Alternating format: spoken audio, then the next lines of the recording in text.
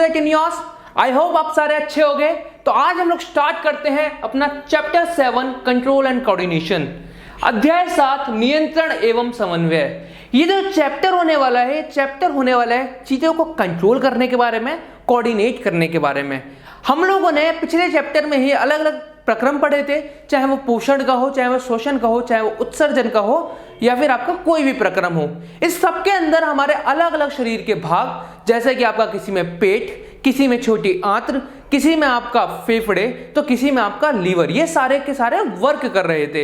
ये जो वर्क करते हैं एक दूसरे के साथ कोऑर्डिनेशन के साथ वर्क करते हैं। कोऑर्डिनेशन यानी कि समन्वय। आपका कोई भी अगर भाग काम कर रहा है तो उनके बीच में कोऑर्डिनेशन होना बहुत जरूरी है, समन्वय होना बहुत जरूरी है। और दूसरी मेन बात, इनको कोई ना कोई हिस्सा हमारा कंट्रोल कर रहा होगा, ये खुद से काम नहीं करते हैं। मैं अभी बोल रहा हूं, क्या मैं खुद से बोल रहा हूँ? कोई ना कोई मेरे शरीर में ऐसा भाग होगा जो मेरे को कंट्रोल कर रहा होगा, मेरा नियंत्रण कर रहा होगा, और मैं जो हूं कोऑर्डिनेट कर रहा हूं। कोऑर्डिनेट का मतलब क्या है? मेरा ये वाला हाथ जो है, जब मैं चाह रहा हूं तभी ये वाला हाथ काम कर रहा है, जब मैं चाह रहा हूं तब मेरा ये वाला हाथ काम कर रहा है। कभी भी आपके चोट लग जाती है, मान लेते हैं चोट लगने पर तुरंत ही आपका हाथ जो जाता है चोट के ऊपर जाता है।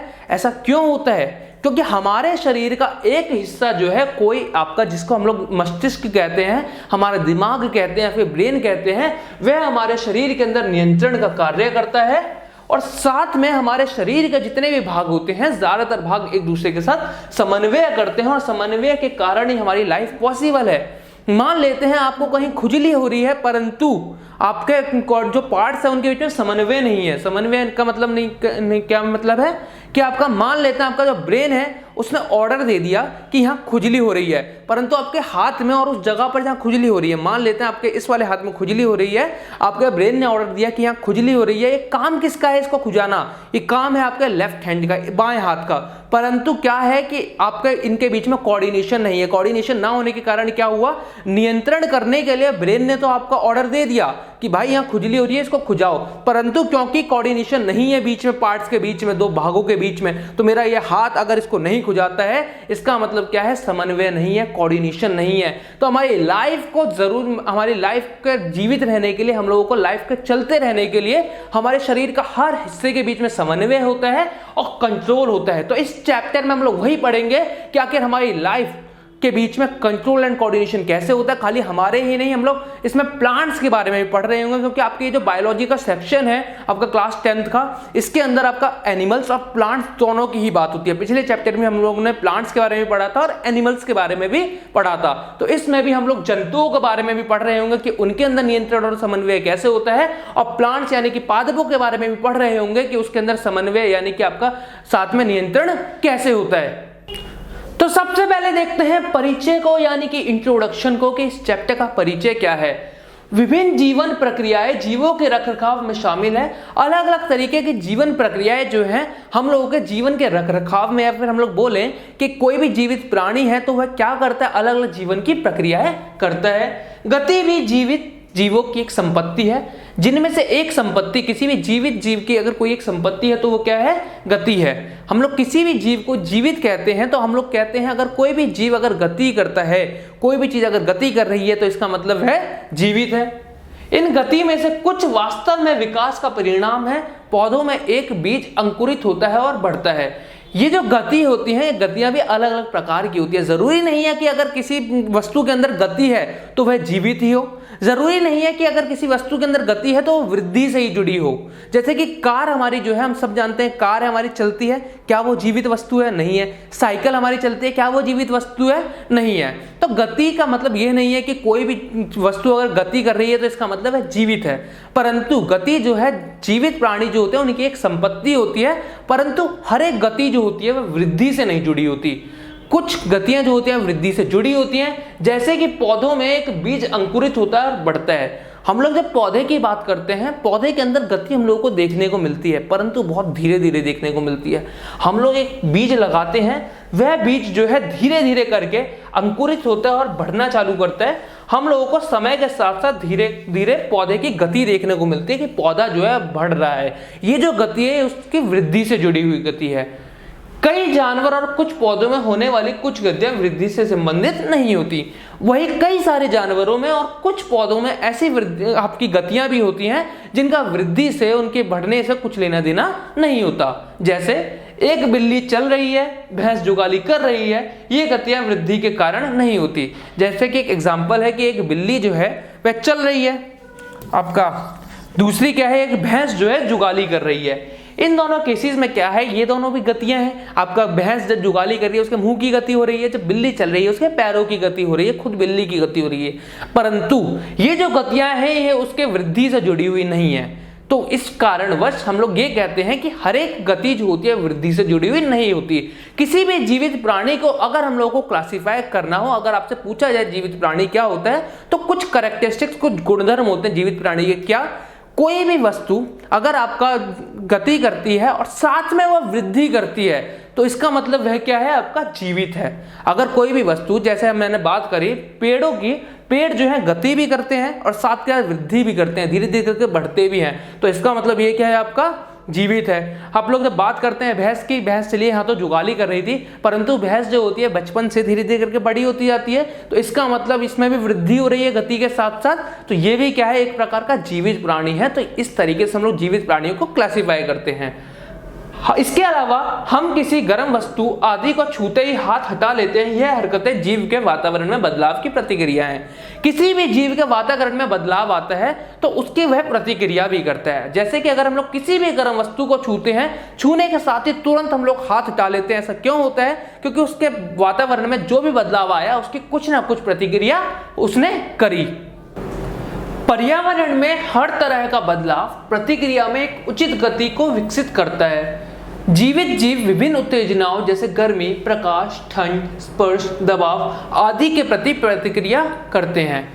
पर्यावरण में किसी भी प्रकार का बदलाव आ जाए, वो क्या करता है, जीवित जीव जो होते हैं उनके अंदर किसी प्रकार की प्रतिक्रिया को उत्सर्जित करता है, मतलब उनको उकसाता है किसी तरीके की प्रतिक्रिया करने के लिए।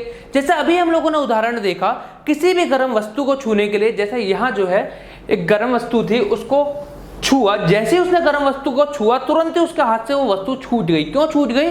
क्योंकि जैसे उसने गर्म वस्तु को छुआ पर्यावरण में बदलाव आ गया। वो जो था एक नॉर्मल स्थिति में था, लेकिन जैसे उसने गर्म वस्तु को छुआ उसके तुरंत ही अंदर बदलाव आ गया। उसने प्रतिक्रिया करी उस गर्म वस्तु को छूने के साथ ही, और उसने प्रतिक्रिया में क्या करा, उसके हाथ से वो पतीला छूट गया। क्यों छूट गया वह पतीला? क्योंकि वह पतीला गर्म था, बहुत ज़्यादा गर्म था। आप भी अगर किसी को भी छुएंगे, किसी ऐसे गर्म चीज़ को, आप तुरंत ही उसको छोड़ देते हैं। क्यों छोड़ देते हैं? क्योंकि वह आपकी प्रतिक्रिया होती है, क्योंकि आपके पर्यावरण में बदलाव आ जाता है। तो पर्यावरण में किसी भी प्रकार का बदलाव हो, उसके लिए एक प्रकार की आपका हम लोग कह सकते हैं गति विकसित होती है। अब ये विविध उत्तेजनाएं कैसे कैसे हो सकती हैं? गर्मी के लिए हो सकती है, प्रकाश में बदलाव के लिए हो सकती है, ठंड में बदलाव के लिए हो सकती है, स्पर्श से हो सकती है, दबाव से हो सकती है। इनमें से किसी भी चीज में अगर बदलाव आता है तो हमारा जो शरीर है ये प्रतिक्रिया को विकसित करता है। परिवर्तन की स्थिति के जवाब में सेकंड के एक अंश के भीतर होने वाली क्रियाओं की ये श्रृंखला मूल रूप से नियंत्रण और समन्वय है। बहुकोशिकीय जीवों में इन नियंत्रणों और समन्वय गतिविधियों को प्रदान करने के लिए विशेष ऊतकों का उपयोग किया जाता है। अब जब परिवर्तन की स्थिति के जवाब में जो जवाब दिया गया, जैसे परिवर्तन हुआ, वो जो जवाब दिया गया, क्या आपने सोचा? आपने सोच के आपने उसको हाथ से छोड़ा? नहीं। जैसे ही आपने उसको छुआ, आपने देखा कि कुछ सेकंड्स भी नहीं लगे, मुश्किल से 1 सेकंड भी लगा, और आपने उसको तुरंत छोड़ दिया। अब ऐसा कैसे हुआ? क्योंकि आपके दिमाग ने और आपके हाथ ने आपस में समन्वय करा। आपका दिमाग ने नियंत्रण करा, कंट्रोल करा, और आपके हाथ जो था उसने उसका समन्वय करा, कोऑर्डिनेट करा। तो ये जो आपके परिवर्तन की स्थिति में 1 सेकंड के अंदर ये पूरी की पूरी श्रृंखला होती है, छोटा मोटा प्रोसेस नहीं होता, एक बहुत बड़ा प्रोसेस होता है। ये पूरी क्या होती है? नियंत्रण और समन्वय होती है। और जो बहुकोशिकीय जीव होते हैं, जैसे हम लोग हैं या फिर पादप हैं, हम लोगों के अंदर ये जो कार्य किया जाता है विशेष ऊतकों द्वारा किया जाता है। इसके लिए अलग से टिश्यूज होते हैं, कंट्रोल एंड कोऑर्डिनेशन के अलग से आपका टिश्यूज या फिर ऊतक पाए जाते हैं। तो अब हम लोग उसी की बात करते हैं। अब उसी की बात करते हैं प्राणियों में नियंत्रण एवं समन्वय, control and coordination in animals. हम लोग बात करेंगे कि प्राणी जो है ये किस प्रकार से कंट्रोल और कोऑर्डिनेट करते हैं। सभी सजीव अपने पर्यावरण में हो रहे परिवर्तनों के अनुरूप अनुक्रिया करते हैं। कोई भी सजीव होगा उसके पर्यावरण में जो भी बदलाव आएगा उसके अनुरूप कुछ ना कुछ प्रतिक्रिया फिर अनुक्रिया करेगा। पर्यावरण में हो रहे ये परिवर्तन जिसके अनुरूप सजीव अनुक्रिया करते हैं उद्दीपन कहलाता है। पर्यावरण में कोई भी परिवर्तन आता है, अचानक से कैसा भी परिवर्तन आ गया, वह क्या कहलाता है? उद्दीपन कहलाता है। और इसके अनुरूप जो है आपकी अनुक्रिया होती है। मान लेते हैं मैं बैठा हुआ हूं, कोई आया पीछे से और उसने मेरे हाथ पर कुछ गर्म लगा दिया, होगा क्या? मेरा हाथ तुरंत से ही उछलेगा। क्यों? क्योंकि वहां जो है उद्दीपन हुआ, पर्यावरण में क्या हो गया? अचानक से अकस्मात बदलाव आ गया। आप बैठे हुए हैं, आपके कोई आए आके सुई चुबा दे, क्या होगा? आप तुरंत ही उस केस में भी उछल जाएंगे। क्यों? क्योंकि आपके पर्यावरण में जो आपकी स्थिति थी उसमें अचानक से बदलाव आया, अकस्मात बदलाव आया। तो इस प्रकार से बहुत सारे एग्जाम्पल हैं। जैसे मैंने अभी एग्जाम्पल दिया था किसी गर्म वस्तु को छूना, उसके अलावा आप कहीं से करंट को छू लेते हैं, आपके आके कोई बर्फ लगा दे या फिर कुछ भी ऐसी वस्तु जिसके कारण अकस्मात बदलाव आ जाए। अकस्मात मतलब बिल्कुल अचानक से बदलाव आ जाए, वो क्या कहलाता है? उद्दीपन कहलाता है। और इसके अनुरूप हमारा शरीर है प्रतिक्रिया करता है। इसके उदाहरण प्रकाश, ऊष्मा, ठंडा, ध्वनि, सुगंध, स्पर्श आदि, इन सब के बदलाव को लेकर वह करता है। प्रकाश का हम लोगों ने देखा है, कभी भी हम लोग सूरज की रोशनी में जाते हैं, अचानक से हमारी जो आंखें होती हैं, इनका जो प्यूपिल होता है वो अचानक से छोटा हो जाता है। क्यों छोटा हो जाता है? क्योंकि ये अचानक से हम लोग अभी तक अंधेरे में बैठे हुए थे, जैसे हम प्रकाश में गए उसके हमारे पर्यावरण में बदलाव आ गया, हमारा शरीर उसके प्रति प्रतिक्रिया करेगा। ऊष्मा, अभी मैंने एग्जांपल दिया, आपने किसी गर्म वस्तु को छुआ, तुरंत ही उसने छोड़ दिया। ठंडा, अभी मैंने एग्जांपल दिया बर्फ वाला, क्या किसी ने आपके बर्फ लगा दी, आप तुरंत ही उछल गए। क्यों उछल गए? क्योंकि अकस्मात बदलाव आया। ध्वनि, कोई आपके कान पर आकर भोपू बजा दे बहुत जोर से, आप तुरंत ही उसके मतलब हिल जाएंगे अपनी जगह से। क्यों? क्योंकि वहां उद्दीपन हुआ। सुगंध, अगर कभी भी किसी जगह पर बहुत ज्यादा गंदी बदबू आती है, आप तुरंत ही अपने मुंह पर क्या लगा लेते हैं? रुमाल लगा लेते हैं। स्पर्श, आप किसी भी चीज को स्पर्श करते हैं, अगर वो चीज कटीली है या फिर किसी तरीके से नुकीली है, तो इन चीजें को हम लोग क्या कह सकते हैं? इनमें से किसी में भी अगर अकस्मात बदलाव आता है तो वह क्या कहलाता है? उद्दीपन कहलाता है। परिवर्तन की स्थिति के जवाब में सेकंड के एक अंश के भीतर होने वाली क्रियाओं की ये श्रृंखला मूल रूप से नियंत्रण और समन्वय है। अभी हम लोगों ने बात करी थी कि परिवर्तन की स्थिति के जवाब में ये जो बदलाव आ रहा है सेकंड के अंदर आ रहा है, पूरा का पूरा क्या? नियंत्रण और समन्वय है। सभी जंतुओं में दो मुख्य तंत्रों द्वारा किया जाता है। ये जो होता है, जितने भी हमारे जंतु होते हैं उनके अंदर दो अलग अलग मुख्य तंत्र होते हैं जिनके द्वारा ये कार्य किया जाता है। एक होता है हमारा नर्वस सिस्टम, तंत्रिका तंत्र, और एक होता है हमारा अंतःस्रावी तंत्र यानी कि एंडोक्राइन सिस्टम।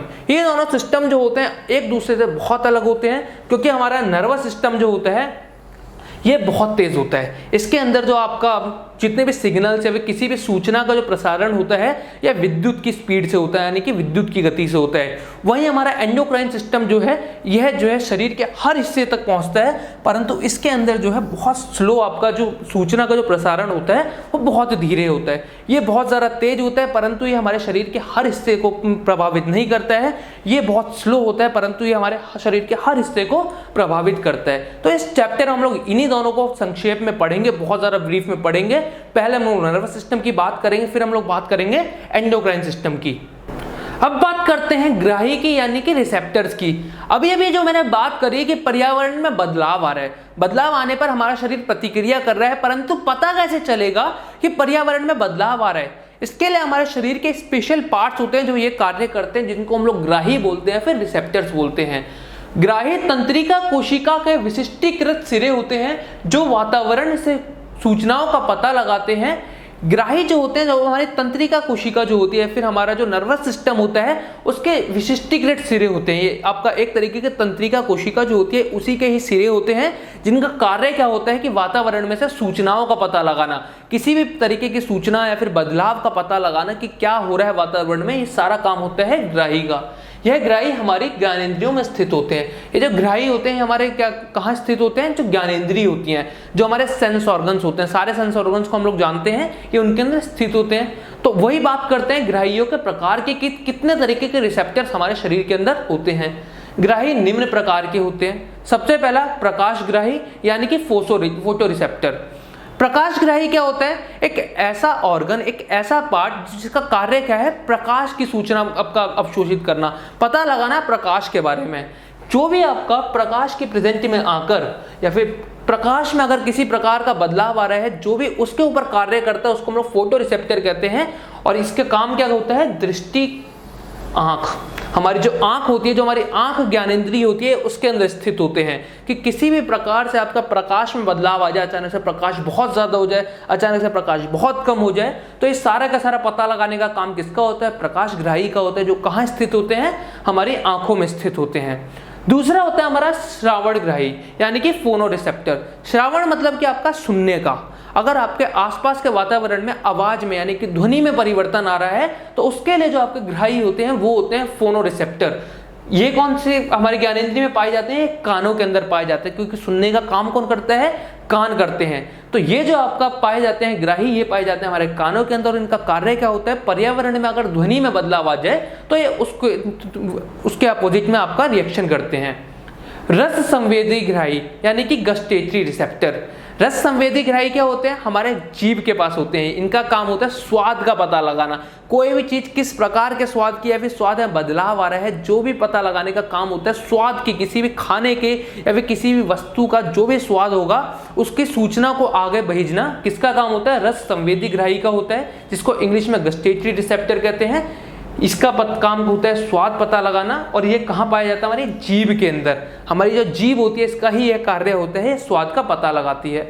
अगला होता है घ्राणग्राही यानी कि ऑल्फैक्टरी रिसेप्टर। ऑल्फैक्टरी रिसेप्टर क्या होता है, हमारी नाक के अंदर ही पाया जाता है, जिसका काम होता है सूंघना। आसपास की जो भी सुगंध है ये उसके अपोजिशन में अपना रिएक्शन करता है। अगर सुगंध में अचानक से बदलाव आ जाए तो उस सूचना को लेता है और आगे भेजता है। तो ये कहाँ पाया जाता है, हमारी नाक के अंदर पाया जाता है, क्योंकि नाक जो होती है सूंघने के काम आती है। अगला होता है हमारा स्पर्शग्राही यानी कि थर्मो रिसेप्टर। स्पर्शग्राही जो होता है यह हम लोगों को बताता है ऊष्मा। कोई भी चीज गर्म है या फिर ठंडी हम लोगों को पता कैसे चलता है, जब हम लोग उसको छूते हैं या फिर किसी भी प्रकार से स्पर्श करते हैं तब हम लोगों को पता चलता है कि वह आपका ठंडी है या फिर गर्म है। और ये कार्य कौन करता है, यह कार्य करती है हमारी ऊष्मा को महसूस करने के लिए हमारे पास होती है त्वचा।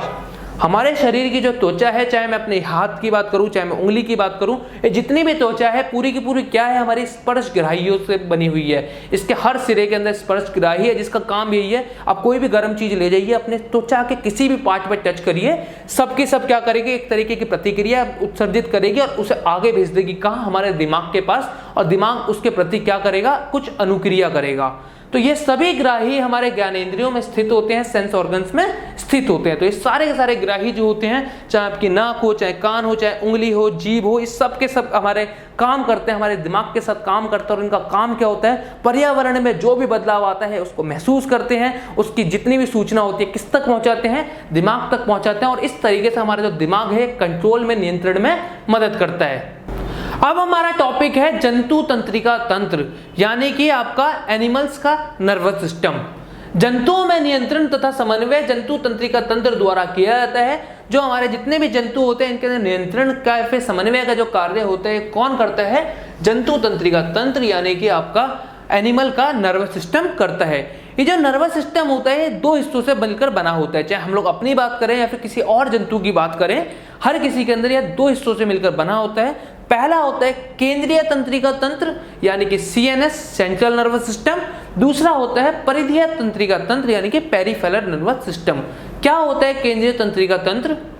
मस्तिष्क तथा मेरुरज्जु केंद्रीय तंत्रिका तंत्र बनाते हैं। ये शरीर के सभी भागों से सूचनाएं प्राप्त करते हैं तथा इसका समाकलन करते हैं।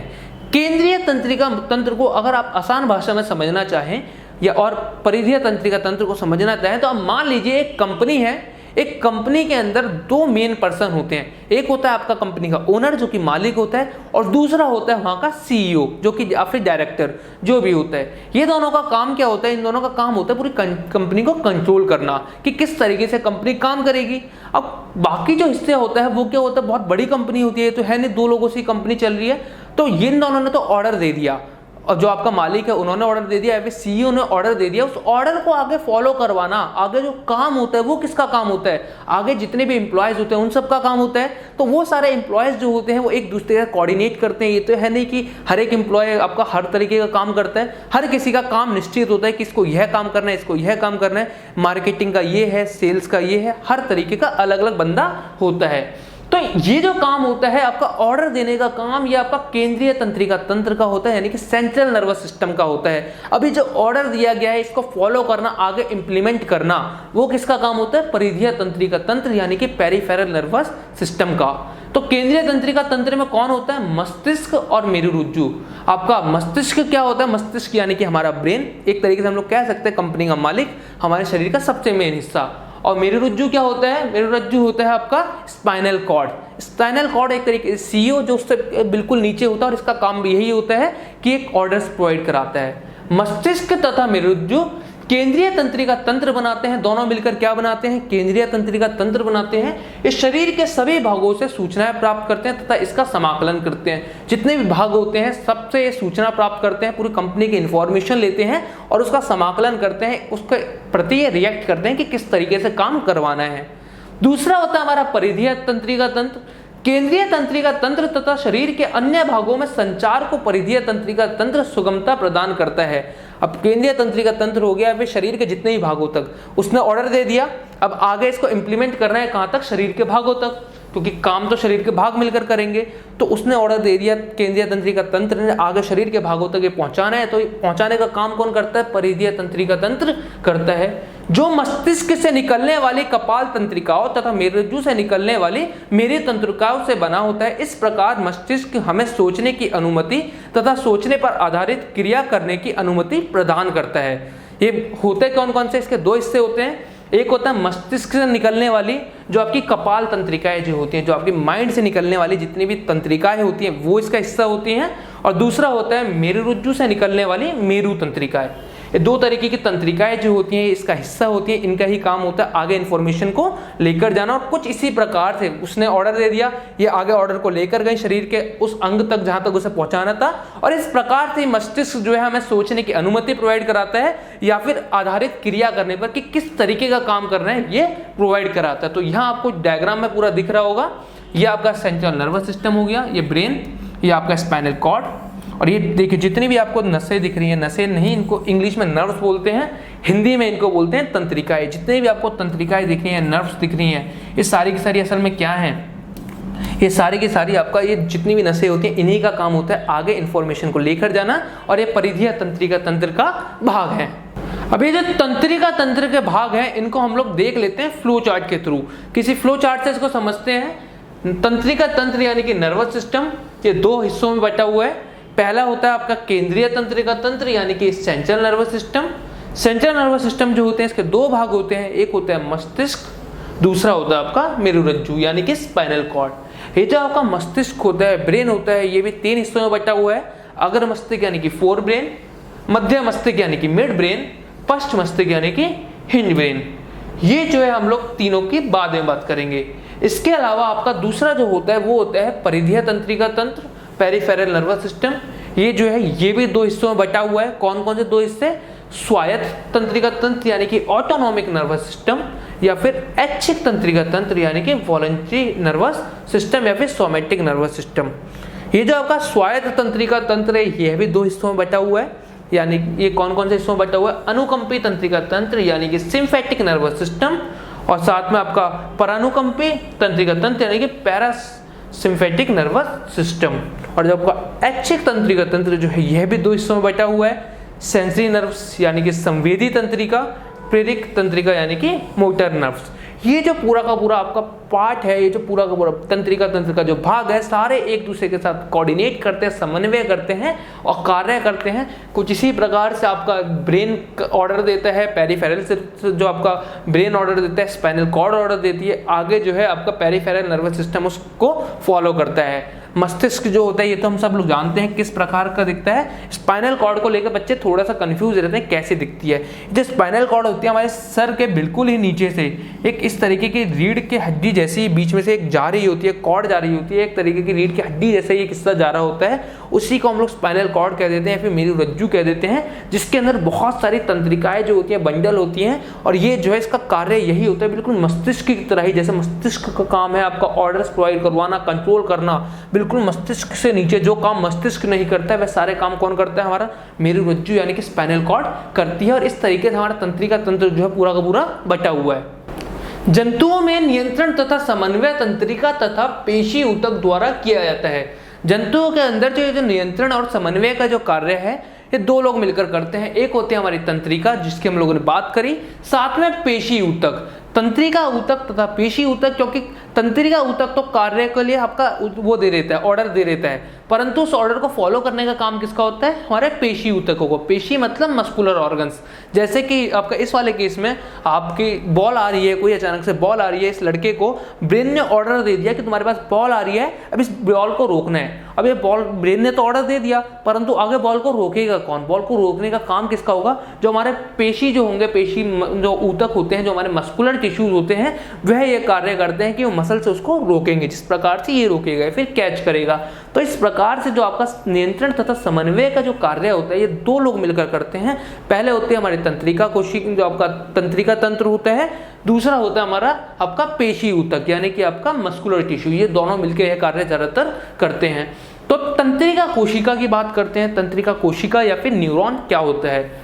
हमारे शरीर की सबसे बड़ी या लंबी कोशिका तंत्रिका कोशिका होती है। हमारे पूरा शरीर के अंदर हम लोगों ने कोशिकाओं के बारे में पढ़ा है। कोशिकाएं बहुत छोटी छोटी होती हैं, परंतु ये जो तंत्रिका कोशिका होती है बहुत बड़ी कोशिका होती है। कई सारे केसेस में तो ये 2 से 3 मीटर लंबी तक होती है। इतनी लंबी ये कोशिका होती है। हमारे शरीर की सबसे लंबी कोशिका तंत्रिका कोशिका ही होती है। तंत्रिका तंत्र तंत्रिका कोशिकाओं या न्यूरॉन के एक संगठित जाल का बना होता है। जो आपका पूरा का पूरा तंत्रिका तंत्र जिसकी हमने बात करी नर्वस सिस्टम की, वो पूरा का पूरा जो होता है तंत्रिका कोशिकाओं या फिर न्यूरॉन्स के एक संगठित जाल, एक जाल से मिलकर बना होता है, जिसका काम होता है एक जगह से दूसरी जगह आपका इंफॉर्मेशन का ट्रांसफर करना। और यह सूचनाओं को विद्युत आवेग के द्वारा शरीर के एक भाग से दूसरे भाग तक ले जाता है। और इसका काम क्या होता है न्यूरॉन का? सूचनाओं को विद्युत आवेग के द्वारा, सूचनाओं को किसके द्वारा? विद्युत आवेग के द्वारा, एक इलेक्ट्रिकल फॉर्म में, एक इलेक्ट्रिकल इंपल्स के द्वारा ये क्या करता है? सूचनाओं को एक हिस्से से दूसरे हिस्से तक लेकर जाता है। जो आपका न्यूरॉन जो होता है कुछ इस प्रकार का बन रहा होता है। ये आपका थोड़ा थोड़ा आपको स्पम जैसा दिखता है, परंतु स्पम नहीं होता है। ये जो होता है न्यूरॉन होता है। और ये क्या होता है? पूरा का पूरा हमारा तंत्रिका तंत्र जो होता है वो इसी न्यूरॉन से मिलकर, इसी तंत्रिका कोशिका से मिलकर बना होता है। अब ये तंत्रिका कोशिका कार्य कैसे करती है, पूरी के पूरे कार्य को देख लेते हैं। उससे पहले तंत्रिका कोशिकाओं को देख लेते हैं, इसके कौन कौन से भाग होते हैं। जो हमारी तंत्रिका कोशिका होती है ये अलग अलग भागों में बटी हुई होती है, बहुत लंबी होती है ये। इसका बीच में एक होता है न्यूक्लियस जिसको हम लोग कहते हैं केंद्रक। इसकी जो आपके कोने पे बिल्कुल बाल बाल जैसे छोटे छोटे हिस्से होते हैं, इनको बोलते हैं द्रुमिका। इंग्लिश में ये कहलाता है डेंड्राइट्स, हिंदी में बोलते हैं इनको द्रुमिका। ये जो आपका इसकी जो बॉडी होती है, इस तंत्रिका की भी बॉडी है, ये जो है न्यूक्लियस के चारों ओर साइटोप्लाज्म जैसा हिस्सा बिल्कुल, इसको बोलते हैं कोशिका काय यानी कि सेल बॉडी। इस सेल बॉडी के आगे बिल्कुल आपका ये लंबे लंबे टुकड़ों में जो हिस्सा दिख रहा है, ये जो कहलाते हैं, ये कहलाते हैं तंत्रिकाक्ष। तंत्रिकाक्ष यानी कि एक्सॉन। इसके बिल्कुल आखिरी में जो आपका सिरा होता है उसको बोलते हैं तंत्रिका का अंतिम सिरा, क्योंकि बिल्कुल आखिरी में है, या फिर इसको बोलते हैं नर्व एंडिंग। इस तरीके से जो आपकी पूरी की पूरी तंत्रिका आपकी बनी हुई होती है और हर हिस्से का इसमें अपना खुद का कुछ ना कुछ काम होता है। तो अब उसी कार्य को देखते हैं। सूचना एक तंत्रिका कोशिका के ध्रुवाकृतिक सिरे द्वारा उपार्जित की जाती है। जो सूचना होती है आपका, जो आपका तंत्रिका जो होती है, ये हमने पढ़ा था हर एक ग्राही के अंदर पाई जाती है। हर एक ग्राही जो होता है वह तंत्रिका के सिरे से जुड़ा होता है। तो ये जो सिरा होता है, जो भी आपकी सूचना आती है, ये उस सूचना को उपार्जित करता है। और उपार्जित करने का काम किसका होता है? जो आपका ध्रुवाकृतिक सिरा जो होता है, ये जो डेंड्राइट है, इसके साथ जो है आपका ग्राही अटैच होता है आपका, जिससे क्या होता है वो पूरी की पूरी सूचना को ले लेता है और उसको उपार्जित कर देता है आगे की तरफ। फिर और एक रासायनिक क्रिया द्वारा यह एक विद्युत आवेग पैदा करती है। होता क्या है, ये जो सूचना होती है किस फॉर्म में आई है, ये जिस भी फॉर्म में सूचना आती है, अंदर एक रासायनिक क्रिया होती है। ये रासायनिक क्रिया क्या करती है? एक विद्युत आवेग को पैदा कर देती है, अंदर एक इलेक्ट्रिकल इंपल्स पैदा कर देती है। और अब जो उसकी मूवमेंट होती है उस सूचना की, अब तक वह रसायन की फॉर्म में हो रही थी, क्योंकि अंदर एक विद्युत आवेग यानी कि इलेक्ट्रिकल इंपल्स को जनरेट कर दिया गया। तो अब वो जो सूचना का जो ट्रांसफर होगा वो किस फॉर्म में होगा? इलेक्ट्रिसिटी के फॉर्म में होगा या फिर विद्युत की फॉर्म में होगा। यह आवेग ध्रुमिका से कोशिकाएं तक जाता है और तब तंत्रिकाक्ष में होता हुआ इसके अंतिम सिरे तक पहुंच जाता है। होता क्या है आपका, इस जगह पर वो सूचना आई ध्रुमिका में, ध्रुमिका ने क्या करा, एक रासायनिक क्रिया करी, उसको किस में चेंज कर दिया, इलेक्ट्रिकल इंपल्स में चेंज कर दिया। अब वो इलेक्ट्रिकल इंपल्स जो है इसके थ्रू होती हुई फ्लो करेगी, आपका सेल बॉडी में जाएगी, सेल बॉडी के थ्रू होती हुई एक्सॉन में जाएगी और एक्सॉन में जाते हुए आखिरी में कहाँ पहुंच जाएगी, नर्व एंडिंग में पहुंच जाएगी। इस तरीके से जो है पूरी की पूरी जो सूचना थी वह इलेक्ट्रिकल इंपल्स की फॉर्म में ट्रैवल कर जाती है कि न्यूरॉन के थ्रू। उसके बाद एक्सॉन के अंत में विद्युत आवेग कुछ रसायनों का विमोचन कराता है। होता क्या, जैसे जैसे वो एक्सॉन के अंत में जैसे ही वो पहुंचती है, दोबारा से क्या हो जाता है, विद्युत आवेग जो है कुछ रसायनों का विमोचन कर देता है, कुछ रसायनों को रिलीज कर देता है। ये रसायन रिक्त स्थान या सिनेप्स द्वारा, सिनेप्स जो होता है आपका, को पार करते हैं और अगली तंत्रिका कोशिका की ध्रुमिका में इसी तरह का विद्युत आवेग प्रारंभ करते हैं। अब ये रसायन होते हैं जो एक्सॉन ने रिलीज करे, आपका एक हमारे शरीर के अंदर एक न्यूरॉन तो होता नहीं है, बहुत सारे न्यूरॉन एक दूसरे से जुड़े होते हैं, तो एक न्यूरॉन के अंदर इस तरीके से फ्लो करके गई, वहाँ उस पॉइंट पे क्या हुआ, इलेक्ट्रिकल इंपल्स दोबारा से किस में चेंज हो गया, केमिकल फॉर्म में चेंज हो गया, रसायन में चेंज हो गया। वो जो रसायन होता है, एक तंत्रिका और दूसरे तंत्रिका के बीच में थोड़ा सा स्पेस होता है, ये आपकी एक तंत्रिका कोशिका है, ये आपकी दूसरी तंत्रिका कोशिका है, इन दोनों के बीच में कुछ स्पेस है। ये जो स्पेस है, यहाँ क्या होता है, ये जो आपका नर्व एंडिंग जो होती है इस जगह पर वो रसायन छोड़ देती है, वो रसायन जो होता है इस पॉइंट से लेके यहाँ तक फ्लो करता है और दोबारा से वही चीज चालू हो जाती है जो इस वाले केस में चालू हो रही थी, कि रसायन जो होता है उसने उसको किस में चेंज करा, इलेक्ट्रिकल इंपल्स में चेंज करा। वो इलेक्ट्रिकल इंपल्स सेल बॉडी के थ्रू होती हुई, तंत्रिकाक्ष के थ्रू होती हुई नर्व के सिरे तक चली जाती है। इस तरीके से ये जो रिएक्शन है लगातार होती रहती है। इसके बाद इसी तरह का एक अंतर्ग्रथन अंततः ऐसे आवेगों को तंत्रिका कोशिका से अन्य कोशिकाओं जैसे कि पेशी कोशिकाओं या ग्रंथि तक ले जाता है। यह शरीर में तंत्रिका आवेग की मात्रा की सामान्य योजना है। होता क्या है, इसी तरीके का बिल्कुल जैसा आपका सिनेप्स जो है, इनका काम क्या होता है, ये दो न्यूरॉन्स को तो आपस में जोड़ते ही जोड़ते हैं, साथ में आपका जो कार्य करती है वो कार्य कौन कर रही है, हमारी पेशियां करती हैं, हमारे मस्कुलर टिश्यूज करते हैं। तो ये मस्कुलर टिश्यूज तक भी कुछ इसी तरीके से इन इंफॉर्मेशंस को, ये जितनी भी सूचना होती है उसको लेकर जाती हैं। और ये सिनेप्स जो होता है इस आपका, जहां आपका खत्म होती है कोई भी न्यूरॉन, उसके बाद सिनेप्स एक गैप रहता है, वो गैप जो होता है मस्कुलर टिश्यूज को फॉलो करवाता है कि आपका एक तरीके से इस तरीके से ये इंफॉर्मेशन गई, इसने यहाँ छोड़ी, ये इंफॉर्मेशन गई, इसके थ्रू फ्लो करी, आगे जाकर मान लेते हैं आगे कोई मस्कुलर ऑर्गन है, कोई भी मस्कुलर ऑर्गन है, हमारा हाथ ही है, होगा क्या, इस जगह पर जाके ये जो रास्ते में जो ये जो जगह खाली होती है इसको सिनेप्स बोलेंगे। ये सिनेप्स इस रसायन को रिलीज कर देगा और ये रसायन जो मस्कुलर, जो हमारी पेशियां होंगी उनके द्वारा ग्रहण किया जाएगा और वो समझ जाएंगे उनको क्या करना है। कुछ इस प्रकार से हमारी जो है पूरी की पूरी ये प्रक्रिया काम करती है। और ये नर्व जो होता है बिल्कुल हमारे सेलफोन की तरह काम करता है। इसमें एक पॉइंट पे क्या है, आपका रसायन बनता है, दूसरे पॉइंट पर क्या होता है, वो विद्युत में चेंज हो जाता है, फिर वो दोबारा से रसायन बनता है, बिल्कुल हमारे मोबाइल फोन की तरह। मोबाइल फोन में हम लोग क्या करते हैं, हम लोग फोन मिलाते हैं किसी को भी, मैंने फोन मिलाया, फोन मिलाने पर मैंने किस फॉर्म में बोला, मैंने साउंड एनर्जी की फॉर्म में बोला, वो साउंड एनर्जी को तुरंत ही चेंज कर देता है सिग्नल्स की फॉर्म में। मेरे मोबाइल से मैंने वो बात बोली, वो सिग्नल्स की फॉर्म में चेंज हुई, दूसरे के मोबाइल पे वो जैसे ही पहुंचेगी वो किस फॉर्म में पहुंची है, सिग्नल के फॉर्म में पहुंची है, और उसका मोबाइल उस सिग्नल को दोबारा से किस में चेंज कर देता है, वॉइस में चेंज कर देता है, हमारे आवाज जो ध्वनि होती है उसमें चेंज कर देता है। तो कुछ इसी प्रकार से जो है न्यूरॉन काम करते हैं। इनके एक पॉइंट पर आपका रसायन जो होता है वो विद्युत में चेंज होता है, दूसरे पॉइंट पर दोबारा से विद्युत किस में चेंज हो जाता है, रसायन में चेंज हो जाता है। और इस प्रकार से जो आपका पूरा का पूरा तंत्रिका कोशिका यानी कि न्यूरॉन जो है कार्य करता है।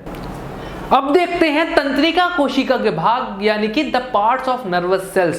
कार्य के हिसाब से ही जो तंत्रिका कोशिका होती है इसको 3 भागों में बांटा गया है। सबसे पहला भाग ध्रुमाकृतिक सिरा यानी कि डेंड्राइट, जहां सूचनाएं उपर्जित की जाती हैं। जिस भी पॉइंट पर आपकी जो सूचना होती है वो आपके उपर्जित करी जाती है, वो पॉइंट क्या होता है, आपका ध्रुमिका कहलाता है या फिर आपका ध्रुमाकृतिक सिरा कहलाता है, डेंड्राइट होता है। दूसरा जो भाग होता है वह होता है ध्रुमिका से कोशिकाएं तक, from dendrite to cell body. ये जो भाग होता है आपका डेंड्राइट से लेकर सेल बॉडी तक, इस भाग के अंदर क्या होता है, जिससे होकर सूचनाएं विद्युत आवेग की तरह यात्रा करती है, वो भाग होता है जिसके थ्रू जो सूचना होती है जो रसायन फॉर्म में आती है वह किस फॉर्म में ट्रेवल करती है, इलेक्ट्रिकल इंपल्स की फॉर्म में ट्रेवल करती है, यानी कि विद्युत आवेग की तरह संचारित होती है। उसके बाद होता है तीसरा भाग जो कि होता है हमारा एक्सॉन। जहां इस आवेग का परिवर्तन रासायनिक संकेत में किया जाता है जिससे यह आगे संचारित हो सके। ये जो एक्सॉन होता है ये आपका मेन पार्ट होता है, तीसरा पार्ट होता है जिसके अंदर इस आवेग का परिवर्तन कर दिया जाता है। जो विद्युत आवेग आ रहा है उसका क्या कर दिया गया, परिवर्तन कर दिया गया, किसके, रासायनिक संकेत की फॉर्म में, जिससे वो जो है आगे संचारित हो सके। क्योंकि एक न्यूरॉन के बाद दूसरा जो न्यूरॉन है उनके बीच में जो होता है गैप होता है, सिनेप्स होता है, जिसके अंदर इलेक्ट्रिकल इंपल्स फ्लो नहीं कर सकती हैं। उसके अंदर क्या फ्लो होता है, रसायन फ्लो होता है, और वो रसायन जो होता है इस सूचना को एक जगह से दूसरी जगह लेकर जाता है। तो इसी कार्य के बेसिस पर जो न्यूरॉन होता है इसको 3 अलग अलग भागों में बांटा गया और पेपर के अंदर ये तीनों भाग पूछे जाते हैं, इसीलिए इसको अलग से समझा रहा हूं मैं, याद रखिएगा। पर्यावरण में किसी घटना की अनुक्रिया के फलस्वरूप हमारा शरीर भिन्न भिन्न प्रकार से क्रियाएं करता है। पर्यावरण में कोई भी घटना होती है, कोई भी परिवर्तन आता है, उसके फलस्वरूप, उसके रिस्पॉन्स में हमारा शरीर अलग अलग तरीकों से क्रियाएं करता है। हम कुछ क्रियाएं जो होती हैं हम सोच समझ के करते हैं, कुछ क्रियाएं खुद से हो जाती हैं। तो ये क्रियाएं 2 तरीके की होती है। इसी के बेसिस पर ये जो क्रियाएं होती हैं ये 2 तरीके की होती हैं। पहली ऐच्छिक क्रियाएं और दूसरी अनैच्छिक क्रियाएं। ऐच्छिक मतलब ऐसी क्रियाएं जिनको हम अपनी इच्छा से करते हैं, अनैच्छिक मतलब ऐसी क्रियाएं जिनको हम लोग अपनी इच्छा से नहीं करते हैं फिर भी वह हो जाती हैं। पहले बात करते हैं ऐच्छिक क्रियाओं की। वे सभी क्रियाएं जिस पर हमारा नियंत्रण होता है ऐच्छिक क्रियाएं कहलाती हैं। ऐसी क्रियाएं जिनके ऊपर हमारा नियंत्रण होता है, जो हम खुद से करते हैं, अपनी इच्छा से करते हैं, वे क्या कहलाती हैं, ऐच्छिक क्रियाएं कहलाती हैं। जैसे बोलना, चलना, लिखना आदि। आप कहीं लड़ाई हो रही है, किसी जगह पर आप लड़ाई देखते हैं, वहां आपकी इच्छा अनुसार आप क्या करते हैं, बोलते हैं। अपने हिसाब से आप बोल सकते हैं कि आपका जब मन कर रहा है बोल सकते हैं। मैं अभी बोल रहा हूँ, मैं अपनी इच्छा से बोल रहा हूँ। इसमें ऐसा कुछ नहीं है कि मैं खुद से बोले जा रहा हूँ पागलों की तरह, ऐसा नहीं होता है। मैं अपनी इच्छा से बोल रहा हूँ। कोई भी इंसान चलता है, चलना है या नहीं चलना है उसका कॉल होता है कि चलना है या नहीं चलना है, वह अपनी इच्छा से चलता है। कोई भी इंसान जो है लिखता है तो इसका मतलब वह लिखना या फिर ना लिखना ये भी उसके इच्छा ही होता है। तो ऐसी क्रियाएं जो कोई भी इंसान अपनी इच्छा से करता है क्या कहलाती हैं, ऐच्छिक क्रियाएं कहलाती हैं। ऐच्छिक क्रियाओं का नियंत्रण, अब ये जो क्रियाएं होती हैं इनको नियंत्रण में कौन करता है, मतलब इनका नियंत्रण कैसे किया जाता है। ऐच्छिक क्रियाएं हमारी इच्छा और सोचने से होती हैं, इसलिए इसका नियंत्रण हमारे सोचने वाला भाग अग्र मस्तिष्क के द्वारा होता है। क्योंकि ये जो क्रियाएं होती हैं ये या तो हमारी इच्छा से या फिर सोचने के द्वारा होती हैं। हम सोच समझ के काम करते हैं, तो ये का जो नियंत्रण होता है, इसका जो कंट्रोल होता है वो होता है किसके पास, हमारे सोचने वाले भाग के पास, जो होता है अग्र मस्तिष्क। इसको हम लोग बाद में पढ़ेंगे। दूसरा होता है अनैच्छिक क्रियाएं। अनैच्छिक मतलब ऐसी क्रियाएं जो हमारे बिना इच्छा की होती हैं। आप लोग बोलेंगे ऐसी तो कोई क्रिया ही नहीं होती जो हम बिना इच्छा के, ऐसा थोड़ी कोई काम होगा जो हम बिना इच्छा के कर रहे होंगे, होता है ऐसा काम भी। वे सभी क्रियाएं जो स्वतः होती रहती हैं, जिन पर हमारा कोई नियंत्रण नहीं होता है। ऐसी क्रियाएं जो खुद से होती है, जिनके ऊपर हमारा कोई नियंत्रण नहीं है, वो क्या होती हैं, अनैच्छिक क्रियाएं होती हैं। अनैच्छिक क्रियाएं कहलाती हैं जैसे हृदय का धड़कना, सांस का लेना, भोजन का पचना आदि। जैसे बहुत सारी ऐसी क्रियाएं होती हैं। हृदय का धड़कना, हमारा दिल धड़कता है, क्या आप इसे रोक पाएंगे, या फिर आप चाहेंगे कि जब आप चाहेंगे तब धड़के, या फिर आप चाहेंगे कि जब आप रोकना चाहें तब रुक जाए, ऐसा हो सकता है, नहीं हो सकता। भोजन का पचना, कि आप चाहें कि अभी मेरा भोजन ना पचे, मैं 2 घंटे बाद पचाऊंगा, अभी मैंने खा लिया मैं 2 घंटे बाद पचाऊंगा, क्या ऐसा हो सकता है, नहीं हो सकता। श्वास लेने के बाद आपका श्वास लेना छोड़ना, आप इसको कंट्रोल नहीं कर सकते हैं। उल्टी आना, कभी भी आपकी उल्टी आ रही होती है, उस केस में भी आप क्या कर सकते हैं, उल्टी को रोक नहीं सकते हैं। वो एक अनैच्छिक क्रिया है कि अगर वो आ रही है तो वो आएगी आएगी, चाहे आप उसको कंट्रोल कितने भी करने की कोशिश कीजिए। तो ये सारी जो क्रियाएं होती हैं जो स्वतः होती हैं, जो खुद से होती हैं, जिसके ऊपर हमारा कोई जोर नहीं होता, कौन सी क्रियाएं होती हैं, अनैच्छिक क्रियाएं होती हैं। अनैच्छिक क्रियाओं का नियंत्रण, अब ये जो क्रिया होती है इनका नियंत्रण कैसे होता है।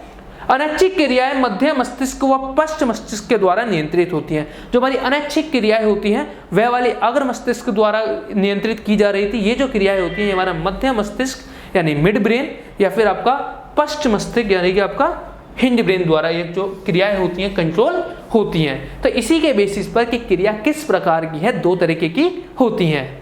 अब बात करते हैं प्रतिवर्ती क्रिया की। ये हमारा एक बहुत इंपॉर्टेंट टॉपिक भी है और बहुत ज़्यादा आपका इजी टॉपिक भी है। किसी उद्दीपन के प्रति मस्तिष्क के हस्तक्षेप के बिना अचानक अनुक्रिया प्रतिवर्ती क्रिया कहलाती है। कभी भी किसी भी उद्दीपन के प्रति, मतलब आपका कोई भी उद्दीपन हुआ, अचानक से कोई पर्यावरण में बदलाव आया, उसके प्रति मस्तिष्क के हस्तक्षेप के बिना ही, मतलब आपका माइंड ने इस्तेमाल ही नहीं करा, हम लोगों ने माइंड इस्तेमाल ही नहीं करा, अचानक से एक प्रतिक्रिया हो गई, उसको क्या बोलते हैं, प्रतिवर्ती क्रिया। जैसे मैंने आपको उदाहरण दिया था कि आपने जैसे ही क्या करा, किसी भी उसको पकड़ा, गर्म वस्तु को पकड़ा, गर्म वस्तु को पकड़ने के साथ ही जैसे आपने उसको पकड़ा, आपके तुरंत उद्दीपन हुआ, मतलब स्टिमुलाई हुआ, क्योंकि पर्यावरण में चेंज आया। पर्यावरण में चेंज आने के कारण, बदलाव आने के कारण तुरंत ही आपने वो हाथ छोड़ दिया। क्या आपने वो दिमाग से सोचकर छोड़ा? क्या आपने दिमाग ने सोचा फिर आपको ऑर्डर दिया? नहीं, आपने बिना मस्तिष्क में सोचे, बिना उसको सोचे समझे उसको तुरंत ही छोड़ दिया। ऐसी बहुत सारी क्रियाएं होती हैं जो बिल्कुल ही अचानक से हो जाती हैं, जिनका हमारे दिमाग से सोचा नहीं जाता, जिसके बारे में। क्यों? क्योंकि दिमाग से सोचना एक बहुत ही ज़्यादा अभिक्रिया, मतलब बहुत ही ज़्यादा लंबी अभिक्रिया होती है। आप खुद ही सोचिए, आपको हाथ में आपने किसी गर्म चीज़ को पकड़ा, अब आप दिमाग में सोच रहे हैं कि ये गर्म है, इतने में आप दिमाग ऑर्डर देगा कि भाई गर्म है, इसको हाथ को खींचो। अब जब आप हाथ खींचेंगे क्योंकि वो तो बहुत ज़्यादा गर्म था, तब तक तो आपका हाथ जल जाएगा। तो इसी चीज़ के लिए हमारे शरीर के अंदर ये आपका एक स्पेशल, आपका हम लोग कहते हैं फीचर होता है प्रतिवर्ती क्रिया का, कि किसी भी उद्दीपन के प्रति मस्तिष्क जो होता है उसके बिना ही हमारा जो शरीर है वो प्रतिक्रिया कर जाता है, जिसको हम लोग क्या बोलते हैं? प्रतिवर्ती क्रिया कहते हैं। ये क्रियाएं स्वतः होने वाली क्रियाएं हैं जो जीव की इच्छा के बिना ही होती हैं। ये जो क्रियाएं होती हैं ये स्वतः, ये खुद से हो जाती हैं, ये जीव की इच्छा के बिना होती हैं, हम लोग इस पर कंट्रोल नहीं कर सकते, खुद से होती हैं। उदाहरण, किसी गर्म वस्तु को छूने से जलने पर तुरंत हाथ हटा लेना। जैसे हम किसी गर्म वस्तु को छूते तुरंत ही हाथ खींच लेते हैं, तो ये भी इसी का उदाहरण है। खाना देखकर मुंह में पानी आ जाना, बहुत सारे बच्चों के खाना देखकर मुंह में पानी आ जाता है। क्या इसको आप कंट्रोल कर सकते हैं? नहीं कर सकते। क्यों? क्योंकि ये भी आपकी एक प्रतिवर्ती क्रिया है, आपने खाना देखा, उसका रिएक्शन है आपका। सुई चुभने पर हाथ का हट जाना, कोई भी आपके पास सुई लाए और इस तरीके से चुभा दे, आप तुरंत ही हाथ पीछे खींच लेंगे बिना सोचे समझे। ये सारी क्या होती हैं? प्रतिवर्ती क्रियाएं होती हैं। प्रतिवर्ती क्रियाओं का नियंत्रण, इनका नियंत्रण कौन करता है? सभी प्रतिवर्ती क्रियाएं मेरुरज्जु यानी कि स्पाइनल कॉर्ड के द्वारा नियंत्रित होती हैं, क्योंकि माइंड जो है उसके पास इतना टाइम नहीं होता है। इसलिए जितने भी आपके प्रतिवर्ती क्रिया होती हैं इनको नियंत्रित कौन करता है, कौन इनको कंट्रोल करता है? हमारा जो मेरुरज्जु होता है यानी कि स्पाइनल कॉर्ड होता है, उसका यह कार्य होता है कि प्रतिवर्ती क्रियाओं को वो क्या करता है? कंट्रोल करता है। यदि तंत्रिका आवेग को उस ओर भेजा जाता है जिसकी चर्चा हम पहले कर चुके हैं, तब इसी प्रकार के आवेग उत्पन्न करने के लिए मस्तिष्क द्वारा चिंतन भी आवश्यक है। विचार करना एक जटिल क्रिया है, अतः यह बहुत सी तंत्रिका कोशिकाओं के तंत्रिका आवेग की जटिल अन्योन्य क्रियाओं से जुड़ने के लिए बाध्य है। क्या है? अगर हम लोग इस तरीके की प्रतिवर्ती क्रिया ना करते और बिल्कुल वैसे ही जैसे हमने बात करा था, न्यूरॉन के थ्रू सूचना को किधर भेजते? दिमाग के पास, मस्तिष्क के पास पहुंचते, तो मस्तिष्क क्या करता? वहां तक पहुंचता, मस्तिष्क उसके ऊपर चिंतन करता, सोचता, समझता, उसके बाद ऑर्डर देता। तो ये जो है बहुत ही ज्यादा जटिल, एक बहुत ही ज्यादा कॉम्प्लेक्स क्रिया है। तब तक तो हो सकता है हमारा हाथ ही जल चुका होता। तो इसीलिए इसी को खत्म करने के लिए, जैसे मैंने कंपनी का एक एग्जांपल दिया था, कंपनी के अंदर बॉस होता है, अब हर बात जो होती है वो बॉस तक नहीं पहुंचाई जाती। कई बार कंपनी को लॉस हो रहा है, बहुत ज़्यादा लॉस हो रहा है, अब सीईओ जो है वो क्या करता है? वो तुरंत ऑर्डर दे देता है कि ऐसे ऐसे करके इस काम को बंद कर दो, क्योंकि उसके हाथ में भी राइट होता है। ज़रूरी नहीं है हर बात जो है वो आपका मालिक तक पहुंचे ही पहुंचे, कंपनी का मालिक तक ज़रूरी नहीं है बात पहुंचे ही पहुंचे। जो सीईओ होता है वो उसके हाथ में बहुत कुछ होता है, वो तुरंत ऑर्डर दे देता है कि इसको बंद कर दो, और तुरंत ही वह काम बंद कर दिया जाता है। तो इसी तरीके से हमारा शरीर जो है प्रतिवर्ती क्रिया करता है, जो कि माइंड के बिना नॉलेज की होती है, क्योंकि अगर मस्तिष्क से सोचा जाए तो वह जो होगा हमारा नुकसान हो जाएगा, हम लोगों को हानि पहुंच सकती है। तो उसी हानि से बचाने के लिए हमारा शरीर क्या करता है? प्रतिवर्ती क्रिया करता है।